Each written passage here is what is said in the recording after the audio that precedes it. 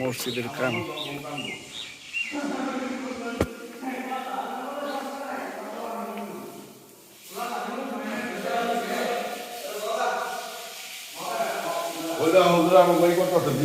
ভালো। হ্যাঁ, সবচাইতে বড় সব। রাসূল সাল্লাল্লাহু আলাইহি ওয়াসাল্লামের কাছে সমস্ত নেকামল নিয়ে আসছে, বুঝছেন? তো রাসূলের কাছে সবচাইতে ভালো লাগছে যে মসজিদ যারা ধোয় পরিষ্কার করে ওইটা লাগা সবচেয়ে ভালো লাগছে, ওই পরিচ্ছন্নতা, বুঝছেন? তাহলে বুঝেন। ঈদ মোবারক, ঈদ মোবারক।